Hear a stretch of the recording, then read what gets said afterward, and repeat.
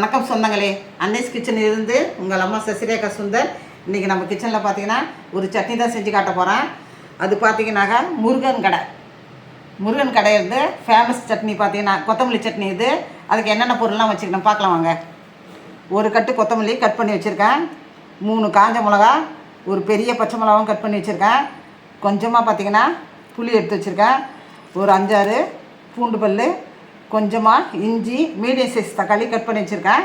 இதெல்லாம் நம்ம வதக்கி தான் இந்த சட்னி செய்யணும். வாங்க, அடுப்பத்தை வச்சாச்சு. அதே நம்ம பாத்திரம் வச்சுட்டோம். பாத்திரம் நல்லா காஞ்சிட்டு அதில் கொஞ்சமாக நம்ம எண்ணெய் ஊற்றிக்கலாம்.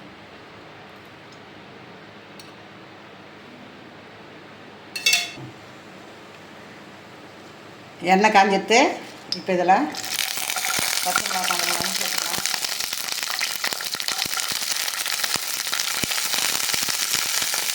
தக்காளி போட்டு ஆட் பண்ணலாம்.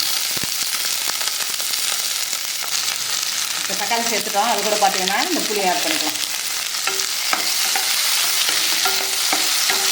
முருகன் இட்லிகளில் பார்த்தீங்கன்னாக்கா இந்த சட்னி ரொம்ப ஃபேமஸ்ஸு. இதை நம்ம வீட்டில் செஞ்சாக்கா சின்னவங்கலேருந்து பார்த்தீங்கன்னா பெரியவங்க வரைக்கும் ரொம்ப விரும்பி சாப்பிடுவாங்க. 4 இட்லி சாப்பிட்றவங்க கூட பார்த்தீங்கன்னா 6 இட்லி சாப்பிடுவாங்க. அந்த அளவுக்கு ரொம்ப டேஸ்ட்டாக இருக்கும். இதே மாதிரி நான் எவ்வளோ பொருள் போடுறேன்னா அதே அளவுக்கு போட்டு நீங்கள் செஞ்சு பாருங்கள். ஒரு கட்டு கொத்தமல்லி தழைக்கு பார்த்தீங்கன்னா 3 காஞ்ச மிளகா, பெரிய பச்சை மிளகா ஒன்று போட்டு வச்சுருக்கேன், 2 கட்டு. இதுக்கு வெங்காயம்லாம் நம்ம சேர்க்கக்கூடாது. இதில் பார்த்தீங்கன்னாக்கா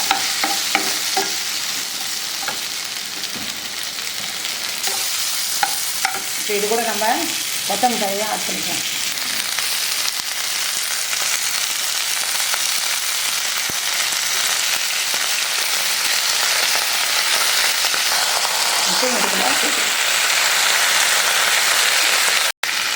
கொத்தமல்லி பார்த்தீங்கன்னா லேசாக வதக்கினா போதும். மற்றதெல்லாம் நல்லா வதக்கிட்டோம். தேவையான உப்பும் இதில் சேர்த்துட்டோம்.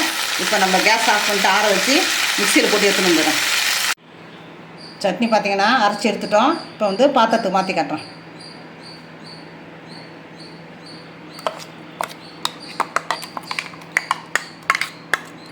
கொஞ்சமாக தண்ணி கழுவி ஊற்றிடுறேன்.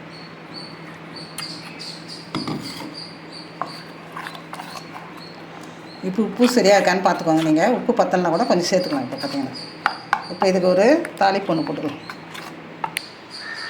அடுப்பத்தை வச்சாச்சு. அது மேலே தாளிக்கிற கண்டி வச்சு கொஞ்சமாக எண்ணெய் ஊற்றிட்டேன். அதில் கடுகு போட்டுருவோம். கடுகு பொரியும் போதே அந்த காஞ்ச மிளகாய் சேர்த்துக்கலாம். இப்போ கருவேப்பிலை சேர்த்துக்கலாம். நல்லா பொரிஞ்சிட்டு இப்போ நம்ம சட்னி இதை ஊற்றி வேண்டியதுதான்.